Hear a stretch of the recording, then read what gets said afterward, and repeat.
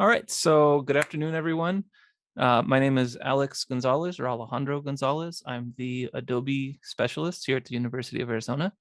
And it's my job to support Creative Cloud here in all aspects. So I do workshops, I do support, I admin the licenses, all that good stuff. And what we're here to do today is talk about Adobe Photoshop. So who here has used Photoshop before? How do we feel about it?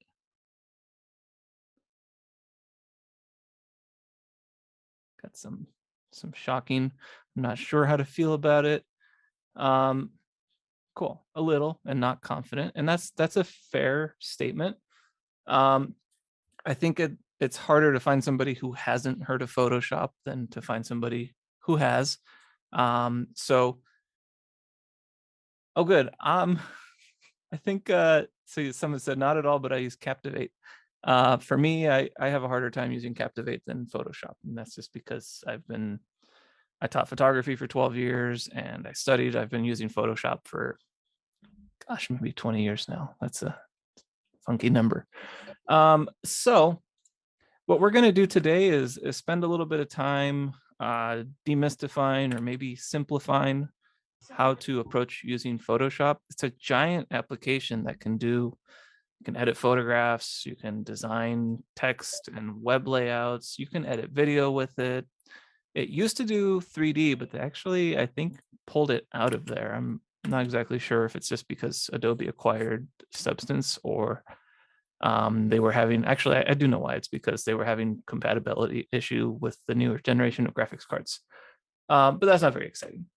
So what I've shared in the chat, and I'm going to do it one more time because a couple of people just joined, is this page I made in Adobe Creative Cloud Express, formerly Spark. And this web page, I would invite you to save the link. It's in the Eventbrite page as well. And not only is where you find the assets, I'm going to put the recording right above the agenda here. And everything I talk about and more is written out here with definitions and visuals. So it's kind of your notes. If you like to take notes, please go ahead, but the notes are here for you. So for example, I probably won't get around to talking about resizing images, but if I click there, it shows me where to go to choose a specific image size and how to take it further.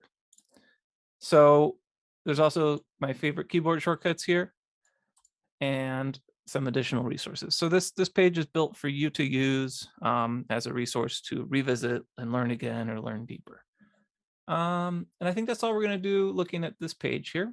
So we already said Photoshop is huge. It's a big, somewhat complicated program. Very complicated depending on what you're trying to do.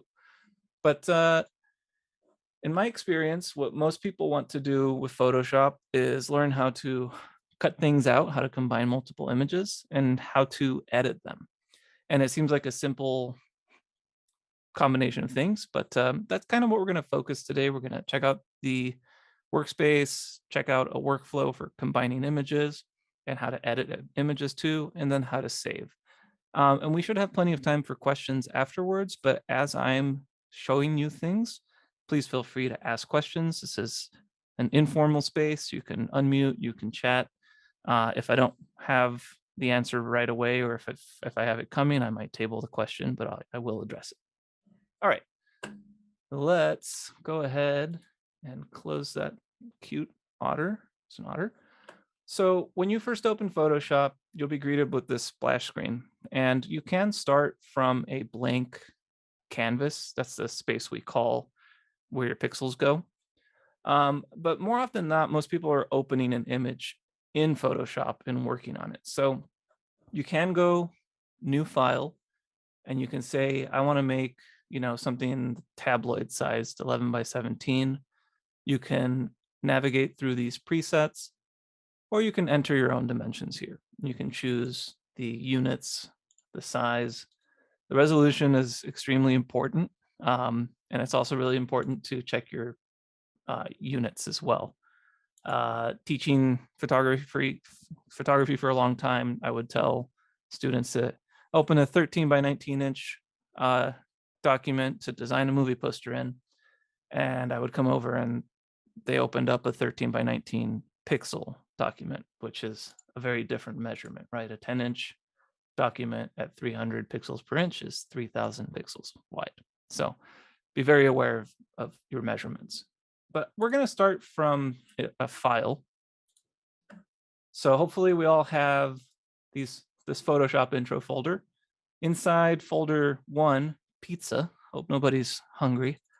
We have all these separate files, but I just want you to open the one called pizza.psd.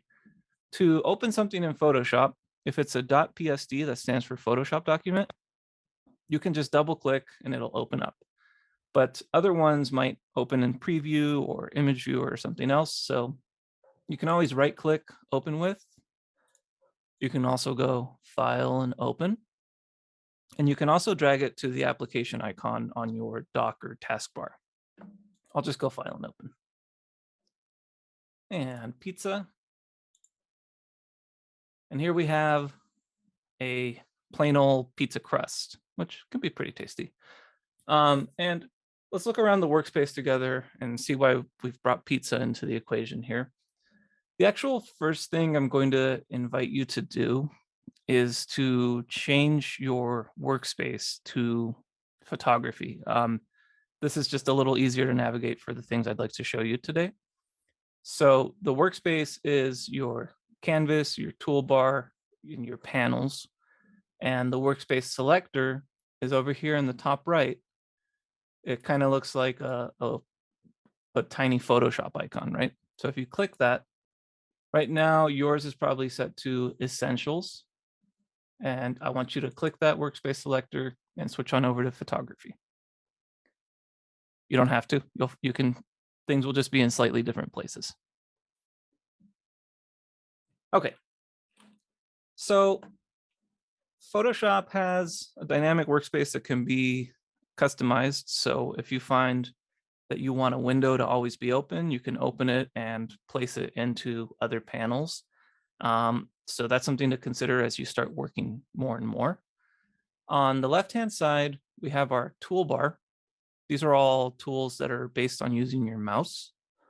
At the bottom of the toolbar, we have the ellipses, where we can find, if you click and hold, you can find even more tools. So if you ever can't find a tool that you're following along on something and they say, hey, grab the slice tool, it might be hiding in the ellipses because there's so many tools now that they had to condense it.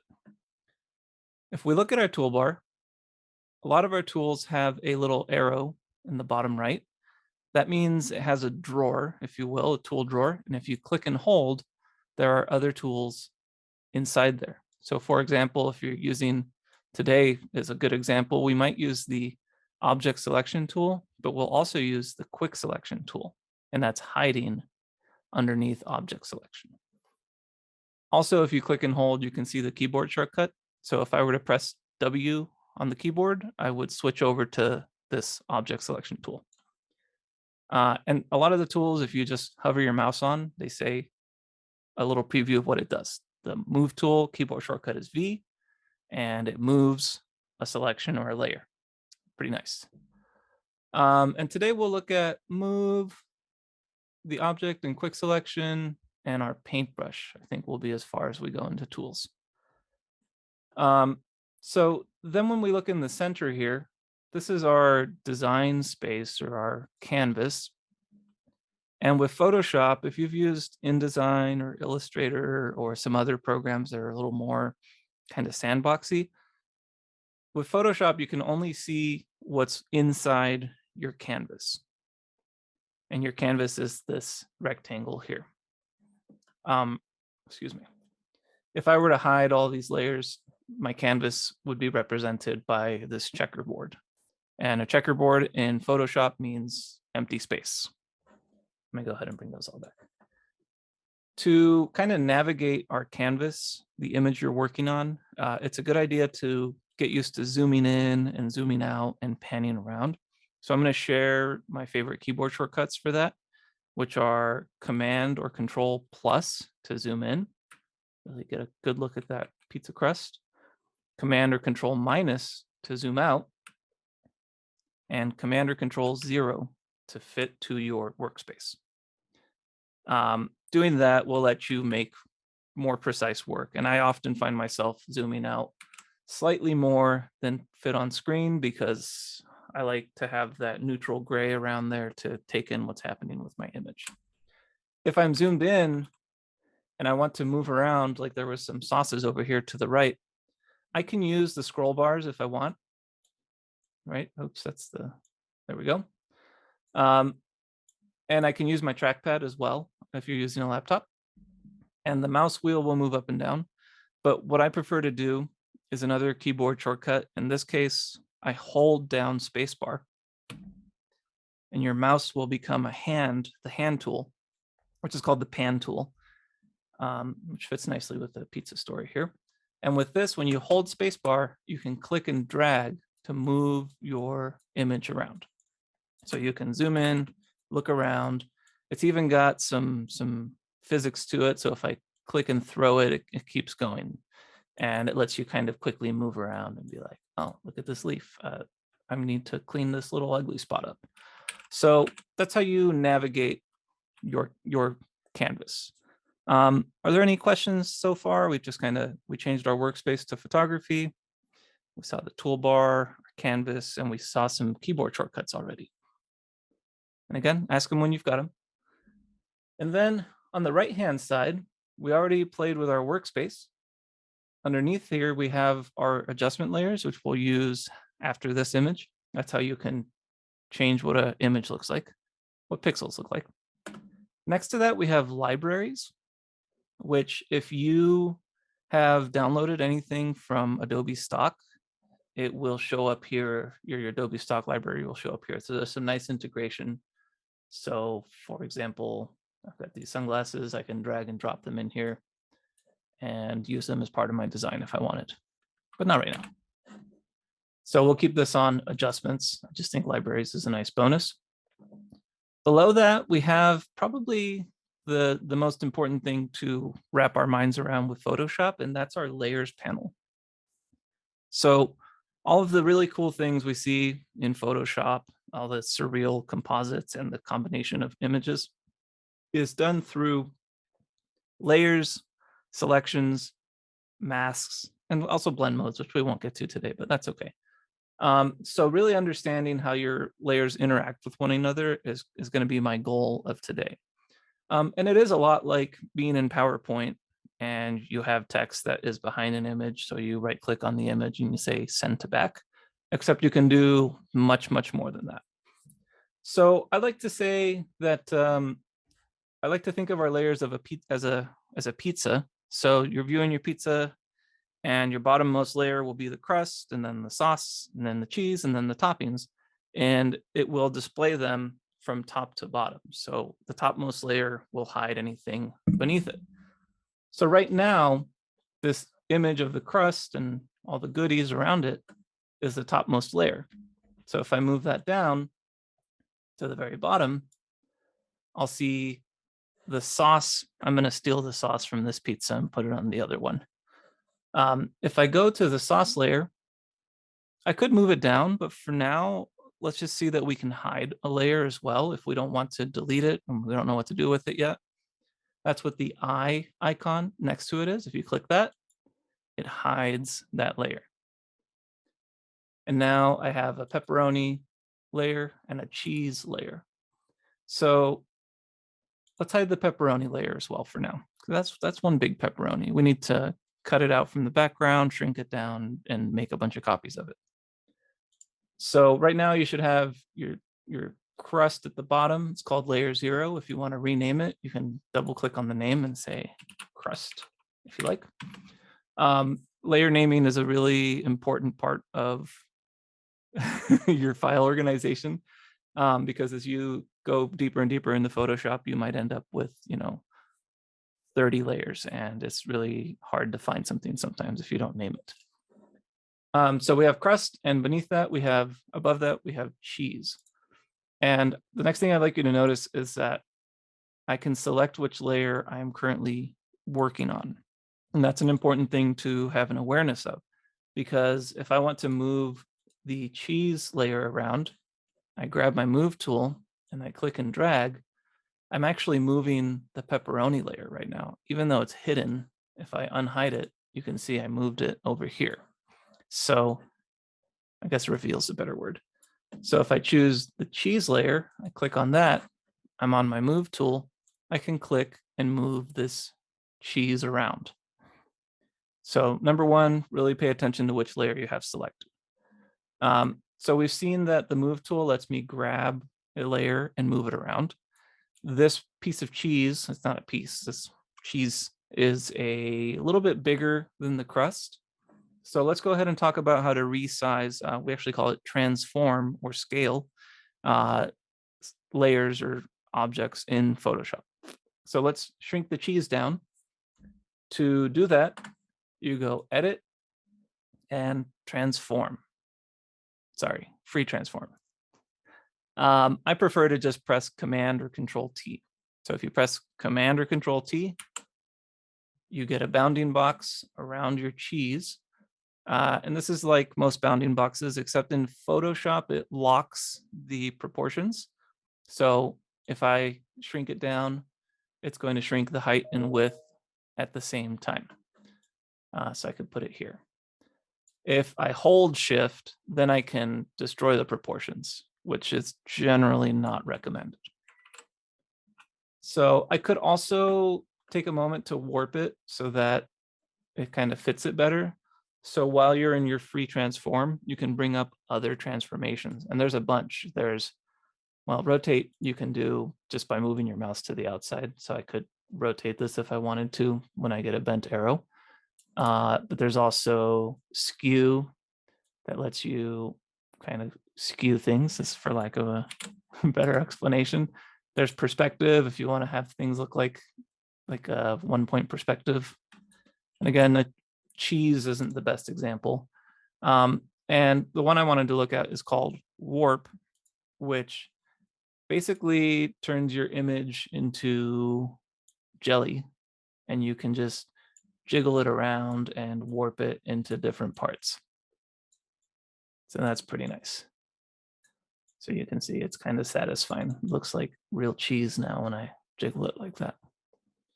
When you're done with your transformation, or if you don't like what happened, if you look in the top menu, you have reset, cancel, and confirm. So you can also hit escape to cancel or hit enter to confirm. When you are using free transform, you can't do anything else until you've finished with your transformation. All right, so now we've got a cheese pizza. And I'd like to put, oh, nobody called me out on this. I should have put the sauce on there first, huh? So let's hide the cheese. And now let's look at the sauce. Let's move that right above the crust. And let's talk about cutting the background out of this picture. So what I'm going to do, a lot of us, the first time we learn Photoshop, a lot of people have been like, oh, well, use the lasso and trace around what you want. And then you can, let me put the link in there just in case.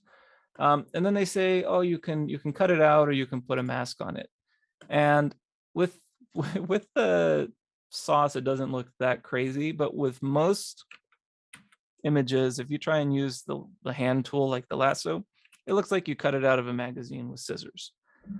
So there are tools that make our selections much better than what we can do with just the lasso.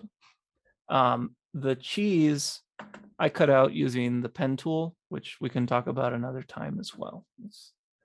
But the sauce, what I'm going to do is click and hold on the object selection tool, the fourth tool from the top, and choose the quick selection tool. And with this tool, the way it works is you just drag your mouse inside what you want to select. And what a selection does in Photoshop is it tells Photoshop to only pay attention to that part of your image. And you can do things like copy it, move it, transform it, or put what's called a mask on it, which we'll talk about. So my quick select tool is a paintbrush tool. And what that means is I can make it bigger or smaller using the bracket keys next to the letter P. So I'm going to make my paintbrush bigger here. And you can see it has a plus sign on here. So that means as I click around, it's going to spill out and find the edges. And with 2 clicks, it might be hard to see, but it found the edge of the pizza sauce. If I accidentally select more than I want, like I get the dough, then I can put it into minus mode. I can hold Option and paint on what I don't want selected. And maybe I need to make it smaller, and zoom in, and just hold Option here. And bring that back.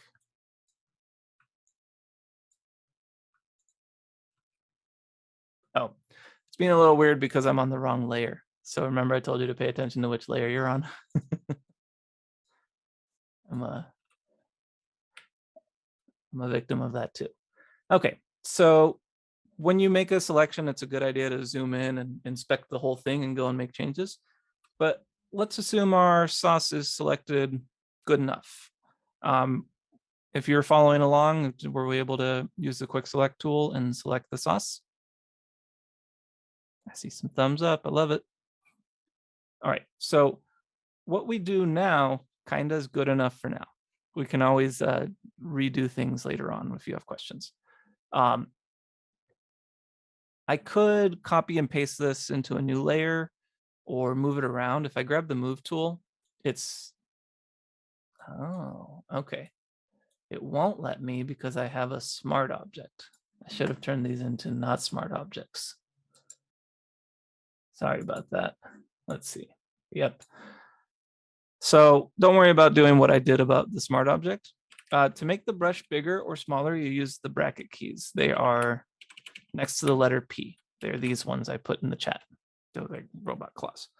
But the best practice for removing backgrounds in Photoshop, of course, you're welcome, is to use a mask after making a selection. And a mask is hiding pixels that are not in your selection.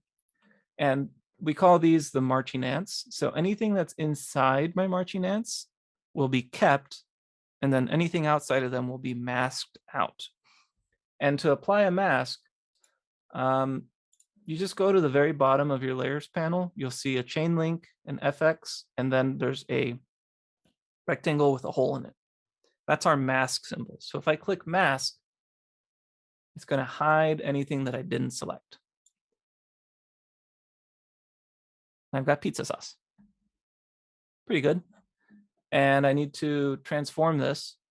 But before we do that, have a look at your sauce layer and notice now we have the image and the mask. So if I hold Option and click on the mask, Alter Option, these are the instructions that Photoshop is getting. It's saying where it's white, show the pixels. Where it's black, don't show the pixels. And they're linked together. If I click that link and I select the mask, I move the mask around, that changes what it's showing from the selection.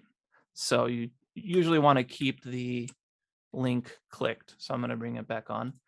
I just used my favorite keyboard shortcut, Command or Control Z to undo. You keep pressing it, it continues to step backward. If you want to step backward a bunch, you also have the history button here at the very top. It's the 3 squares with an arrow pointing back. Insane. Let's look at other versions.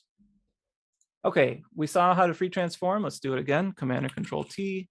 And if you don't see your bounding box, zoom out. And let's just put the sauce on here. I could warp it again if I want. I just did right click, warp. And there we go. And then let's bring our cheese back. I'm going to unhide the cheese and move it over. Oops. Remember, you have to be on the right layer. And then what I might do with the cheese is make it a little bit transparent so that the sauce shows underneath it. And that's over here right above the layers. It says opacity. And maybe I'll just drop it to like, well, I don't really like that, but that's okay. Let's go ahead and drop it to like 90%. So you can change the transparency of your layers using the opacity slider. How are we feeling? Is anybody else getting hungry? I didn't eat. I should have eaten. So got some thumbs up, feeling good. All right. So now let's add a bunch of pepperonis on here. So the first few steps we already know. We need to select the pepperoni, we need to mask it, and we need to shrink it down. And then we're going to make a bunch of copies of it. But we're going to use a different selection tool because the object selection tool is even faster than the quick select brush. The only reason we didn't use it is because it didn't know the difference between the dough and the pizza sauce. So that's why we saw that tool in case it doesn't do what you want it to. So let's switch from quick select to object selection. And when you switch to this tool, you'll see it's thinking. What it's doing is it's analyzing the image, the whole document, and it's finding what to select. So notice when I just move my mouse on there, it's in blue showing me I'm going to select this pepperoni. I could also just click and drag a box around what I want to select. So it's a pretty nice tool. And then it thinks about it. You can see my marching ants right along the edge of the pepperoni here. And there are ways to refine your selection, which we can talk about towards the end if we want to get there, but we're just kind of getting comfortable first. All right, if we remember how to mask, we make sure we're on the pepperoni layer and we click on the mask icon at the very bottom, the rectangle with a circle in it. And now I have a pepperoni. I'm going to switch to the move tool, press V on the keyboard. I can move it around. I've never seen a pepperoni this big before, so I need to shrink it down too. Command or Control T. And let's just pretend it's a pretty small pizza and the pepperonis are this big. So now I have the single small pepperoni. It's its own layer with a mask. And you can copy and paste in Photoshop, but you generally don't need to do that. The quickest way to make a copy of something, of course, the mask icon is at the very bottom of your layers next to the FX letters. It's a rectangle with a circle in it. And I can't zoom in because of my screen situation, but it's okay. Cool. Cool. So let's talk about duplicating part of our design. So I'm on the pepperoni layer and I'm on my move tool. And when I have the move tool and the layer selected that I want to make a copy of, if I hold Option or Alt on the keyboard, you will see your mouse become two pointers, a black pointer and a white pointer. And it means I'm going to duplicate. So now if I click and drag, I get another pepperoni. And I just keep clicking and dragging. I haven't let go of Alt or Option on the keyboard. And if I was trying to actually make a more realistic looking pizza, I'd probably find different pepperonis and like rotate them and everything, but hopefully you get the idea. If we look at my layers now, I have 13 pepperoni layers. I have pepperoni, pepperoni copy, and pepperoni copy 2 through 12. Were we able to do that? I can do it again. Got some thumbs up. Okay, awesome. So the last, well, two more things I'm going to show you, but let's say I'm happy with my pepperonis. Let's clean up our layers a little bit. I'm going to click on the topmost pepperoni layer, hold Shift and click on the bottommost pepperoni layer. And then I'm going to group them by pressing Command or Control G. You can also click on the folder two over from the mask button. And now they live inside a folder so that my layers aren't such a mess. And also, if I select the group, then I'm moving all of the pepperonis instead of one at a time. And I can double click on the group and say pepperonis. All right. The last thing I want to show you is how to add images into an existing document, because what I did was I made a Photoshop document and put most of them in there for you already. But to get them in there, there's more than one way. So I know this is controversial, but let's put some pineapple on the pizza. And we're going to do this, well, two different ways. The first way is called a place. I like pineapple on pizza. I'm not ashamed. So I can place an image into a canvas by just clicking and dragging it onto there. I'm going to hit escape. So a click and drag onto the canvas is different from a click and drag to your Photoshop icon. If I drag it to the Photoshop icon, it opens up a second tab with a different image. So you can see I have two tabs. You can also, the same as a click and drag into the canvas, is a file and place. For your sanity, just choose place embedded. That way, if you move the file that you put in there, your document doesn't break. So I can go file, place embedded, and I can choose pineapple. And it puts it into free transform. You hit enter when you're happy. So here, if I wanted to, I could grab the object selection tool, let it analyze the image. It's getting there. There we go. And I could choose my favorite pineapple and then mask it. Boom. So that's just one extra step to what we did before. If I want to have a separate image over and I want to bring it over, I can do something similar. I can let the object selection analyze it, which it already did. So I can select any of these or all of them. You can just click on each one and select them all. I think you have to hold shift. So let's say I select the center one again and I mask it. Then what I need to do is move this into the other document. And it's just, you use your move tool. And the only thing is to know when to let go of your click. So you click and hold, you go up to the other tab, then you come down. It feels like nothing's happening, but when you let go, there's our teeny tiny pineapple. And it's still a full image with a mask, just like everything else. If I press Command T. So here's a little thing. I pressed Command or Control T to free transform.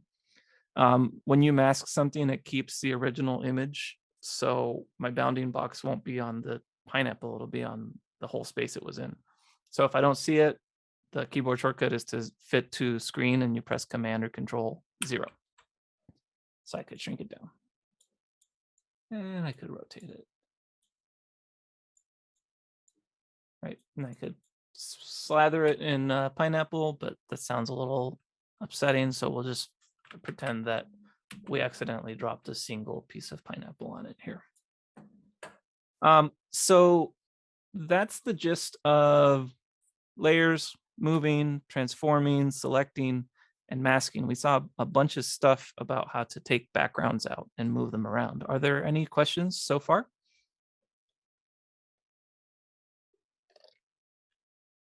Okay, let's check out the next idea here. We're going to open up image 2. This is going to be a very quick demo here. So I'm just going to drag it to my Photoshop icon. And here we see a Photoshop document with 2 layers, like a castle door or something. And underneath it, a girl in a forest. So what I want to do is open the door so we see that forest.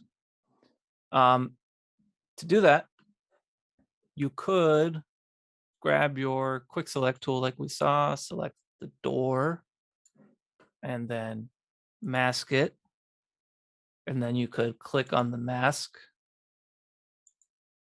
and right click. No, you can't right click.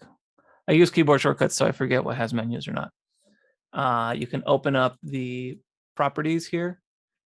It's the sliders. And you can invert a mask. So you can select what you don't want and then invert it afterwards. So I could click invert and there we go. She's in the doorway. It's a little bit of a crunchy selection. So let's look at how you can do this idea using the paintbrush and an empty mask. So I'm going to undo.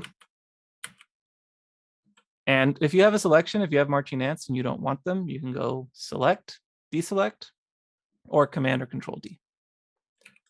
So this time what we're going to do is we're going to put a mask on the layer without a selection. And when that happens, nothing happens other than it having a mask now. So I'm going to click mask. And if we look at door, so make sure you were on the door layer. Now we have a white mask, which means show everything. And we have the door picture. I want you to notice that I can click between the two of them, and that will change what I am painting or editing. So if I click on the door and I grab my paintbrush, keyboard shortcuts B, and I start painting, well, that's interesting. Oh, it switched to a different brush. Huh. All right, well, don't use the keyboard shortcut because that takes you to the mixer brush. Just find your paintbrush tool. It's about halfway on the toolbar. And then if I paint, it just puts down whatever color I have selected here as my foreground color. So if I have red, I'm painting with red, right? And what I have done is destroyed pixels and replaced them with a solid color. So let's undo. What I want to do is actually be on the mask. And as we saw before, a mask has two instructions, black and white, and it actually has everything in between. So if it's gray, it'll be a transparency. So if I want to remove this door with a brush, I click on the mask, click on this foreground color, make sure I have black selected, and I paint with my brush. Now you want to make sure your brush is a decent size. And sorry, I'm getting ahead. So if you right click on your canvas with your brush selected, you want to make sure the hardness is low, like at 25%. Brush hardness describes how rough or how soft the edge is, how feathered. So if I have a brush at 100%, you can see a very solid edge. If I have a brush at 50%, 40, you'll see it fades into the other pixels. And that fading is a really important tool for making our masking and our blending kind of unnoticeable. It won't look like you use scissors. So I was pretty happy around 25%. It's just like the quick select tool, the brackets make it bigger and smaller. So I'll make it kind of big and I will paint here. And I recommend letting go of your mouse every once in a while, do it in a few strokes, because if you go and you get it almost perfect and then you make a mistake and you never let go of your click, it's going to undo everything that was part of that one. Of course, Photoshop is forgiving if we're using masks especially, but you can paint this like that. And if I wanted to, I could even have it kind of come out to the edges. I'm going to take the opacity of the brush down too. That's up here in the menu to 50%. That way I can kind of paint big and pile it on there. So these little tools, opacity, hardness, and the mask let you have a gradual change from one pixel to the other. Over here, I put a little bit too much. What I can do is paint with white. So painting with black was hiding the door to show the layer underneath. Painting with white will bring back wherever I paint. And I can just switch between black and white by clicking these arrows or hitting X on the keyboard. So that lets me hide that. Okay, so you can use a combination of the two. You can start with a selection and then paint on your mask as well. So don't feel like there's only one way to do something. I just wanted to share using a brush. We're ready for the next two things, and then we're going to wrap it up. Okay. We're going to open up image 3, which I believe is an adorable baby. There he is. And what I want to show you super quick are just two things: how to crop and straighten an image and how to adjust the brightness and contrast of an image. We ready? All right. So this image, if we look at it, it's a little bit dark and it's a little bit crooked. So usually where I start when I'm editing my photographs is I start with a crop, which is the 5th tool down. The keyboard shortcut is C. So if I click that or press C, I'm going to get this crop overlay. It remembers the last dimensions I used, which were 11 by 17, but maybe I wanted to print this as a 5 by 7 for my mom. So I click 5 by 7 and it's changed it, but it's the wrong orientation. I want it horizontal. And that's what the two arrows in between the numbers let me do. I can just swap the numbers and now it's a 5 by 7. This overlay can be changed with the handles around the edges. You can also click in the image and move. I can't describe, I guess I'm moving the image around and the crop overlay stays. So you're grabbing your image and moving it, I think. So that lets you move it around. So you can crop out unwanted parts and change the kind of centering. If you move your mouse to the very outside, it will become a bent arrow, and that lets you rotate your image, which you have to be careful of because if you go too far, oh, it actually stays within, but if you rotate and then move, you can introduce empty pixels into your image, which will just turn into white when you save it. So definitely be careful. And then the last thing I'd like to show you about crop is that there's also a straighten tool. If you just, for some reason, don't see what should be straight, you can decide, oh, I want this vertical of the box to be 90 degrees. And that's what this little level, it says straighten right next to it. You click on the level and your mouse now has a level on it. And what you do is you click and drag a line that follows what you want to be 0 or 90 degrees. So if I click and drag and follow the edge of the box here, it's saying it's going to rotate it minus 3.3 degrees. Hey, pretty good. I think I'm pretty happy with that crop. I'm going to go ahead and hit the check mark. Much like the free transform tool, if you are in the middle of cropping something, you won't be able to do anything else until you hit check mark or cancel. So hit enter or escape. Any questions about cropping? Should be a fairly familiar tool if you've ever messed with a picture on any photo-based app. Excellent. Now let's go over to our adjustment layers. If you learned Photoshop from somebody that's been using it for a long time, they might have taught you to go to image adjustments, and you'll see the same adjustments in this menu as you do in your adjustment layers. The difference is anything under the image menu is what we call destructive. That means it takes that pixel and it alters it, the actual pixel of the image. If we use an adjustment layer, it's like putting a filter on top of it.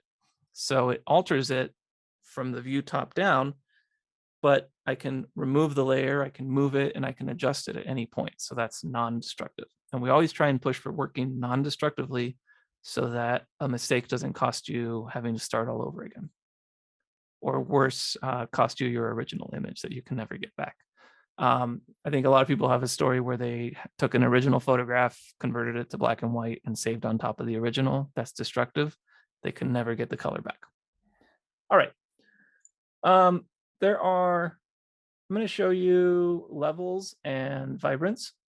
You can use brightness contrast. It's a little bit of a sledgehammer to me. It doesn't have enough nuances, but it works fine. And vibrance is how we adjust the color. So I'm going to click on levels. And I want you to notice in my layers, I now have a levels adjustment layer. It has a mask too. I can selectively adjust parts of an image. I can paint with black and take away an adjustment.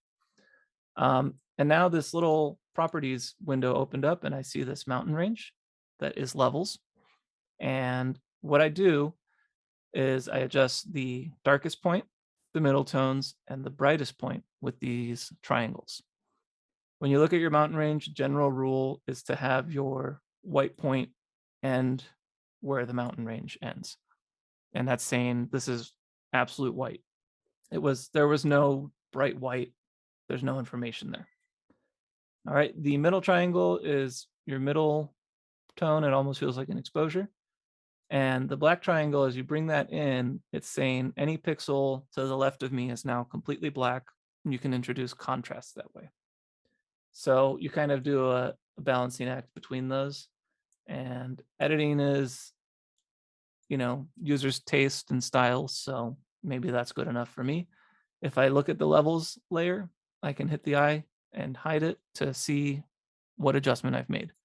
I can also revisit it anytime and make new adjustments, which you cannot do with the image adjustment menu. The last thing we'll do is add some vibrance. And vibrance has two settings: saturation, which increases or decreases all colors. Saturation is not a great tool because it turns people into lobsters. So double click to put it back to 0. Vibrance will increase the color of more so the green and blue hues, so you can give your image a little more punch. This is not the best example because there's almost no green and blue, but you can see it still gives it a little more richness of color. So that's how you edit an image. I'm going to show you how to save it too, and then we're going to see how to remove things from an image, and then we're done. So to save an image that you're working on, so if you want to keep your layers, just go File, Save, and you want to use the format of Photoshop. So I would name this Perfect Baby.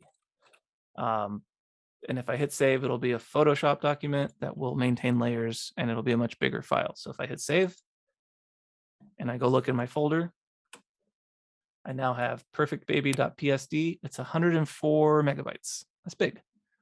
If I want to save this as a finished version, I want to send this over to grandma, I want to get it printed, I want to email it, I go File, Export, Export As. And here you can choose the pixel dimensions, you can choose the quality, usually 6 is fine, and you can choose the format.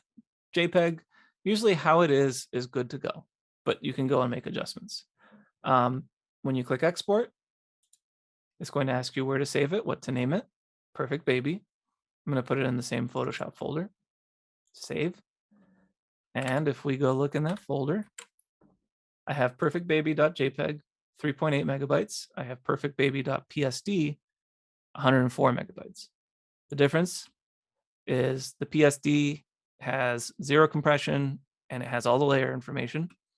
The JPEG has been compressed, threw away information, and it has no layers. It flattens it.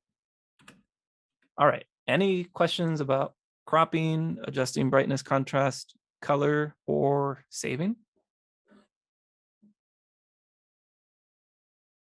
Okay. While we're on this image, I am going to show you the spot healing brush. And I have to make sure I'm on my picture layer. So I'm going to go to Layer. And the spot healing brush is this Band-Aid with ants coming out of it. And it has a very self-descriptive name. It lets you heal a part of the image. So it's a brush tool, so I can make the brush bigger and smaller with the brackets. And if I click on this knot, it will replace it with similar pixels surrounding it. So like I could go right here, blank. Well, that removed the whole line. So usually it's smarter than that. So sometimes you won't be able to use it quite like that. You'll have to be more manual. But unfortunately, this baby's perfect, so there's nothing to spot heal on him. But there's not a lot to remove here. But that's how it works. You just click and drag. As long as you're on the correct layer, it will do its best to remove. It's a good tool for like impermanent blemishes, like you have a zit, a weird hair, a booger. It's good for distracting parts in the background that aren't huge, like maybe there's like a garbage can or a person in your grass field. You can take them out pretty quick. And then the last one I'll show you is called Content Aware Fill, which we're going to open image 4, remove object. And we're going to use Adobe Sensei, which is Adobe's artificial intelligence, to remove this. Is this a boardwalk? I think it's a boardwalk. So to do this, you need to select what you want to remove, but you also need to select slightly outside of it. So I'm not going to use any of the clever tools. I'm just going to use the lasso. And I'm going to very crudely draw along this boardwalk, go down and outside of it, and then back in. And I'm staying, I don't know, like 20 pixels outside of it. And I'm glad you enjoyed that tip. So hopefully you selected this kind of, looks like a appendage, like a tentacle or something. None of your marching ants should be touching the boardwalk. And then to remove this, we're going to go to Edit. Where'd it go? Content Aware Fill. And if you have your selection made, you should be able to select Content Aware Fill. If there's no selection, it's grayed out. When you click that, it's going to open up a workspace called Content Aware Fill. And what this is the left-hand side is your instructions on what you want Adobe to analyze, what you want Photoshop. And the right-hand side is the preview of your output. This is pretty okay. You can see there's some like blur that happened here. And part of that is because it's analyzing the sky, the mountains, and the shadows. And I only really wanted to look at the surrounding grasses. So to do that, you probably have the tool selected already. It's the paintbrush, and it should be set to a minus.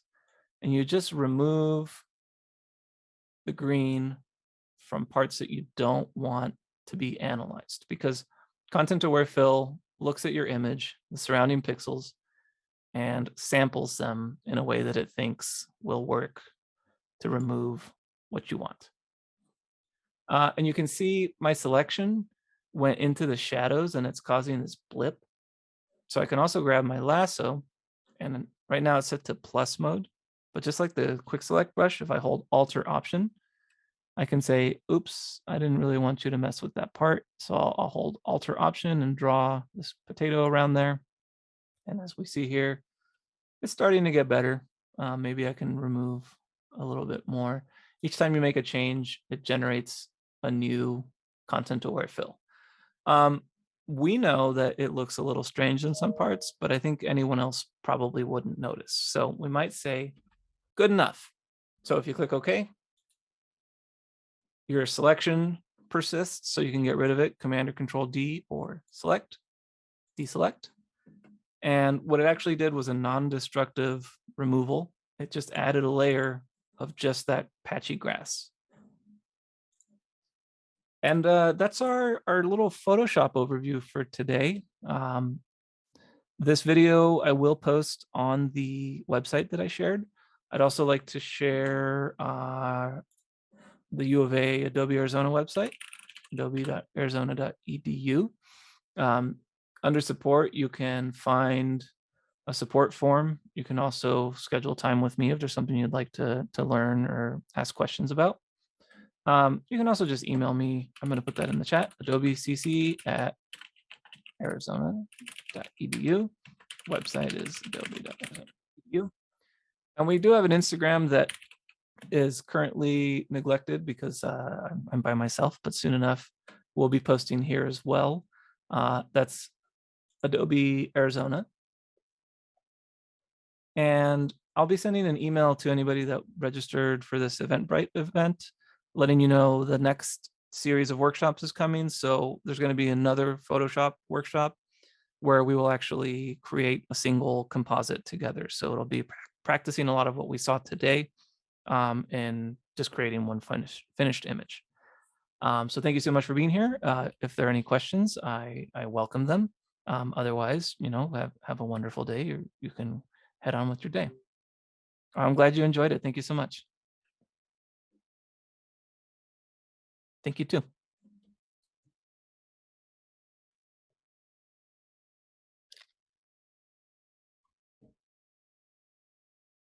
Of course, ask away.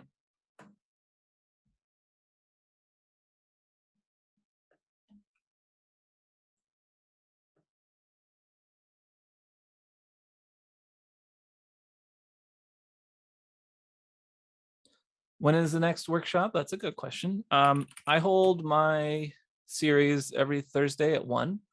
So the next one is next week, and I think it's XD. Yeah. So next one is, oh no, it's InDesign. I got a week ahead. So we're going to talk about InDesign next week, then XD. I'm going to do a session about Adobe Stock. Oopsies, I clicked, which will probably only be like half an hour. And then after that, web pages with Creative Cloud Express, composite and image. That's the one I was talking about, and all these things.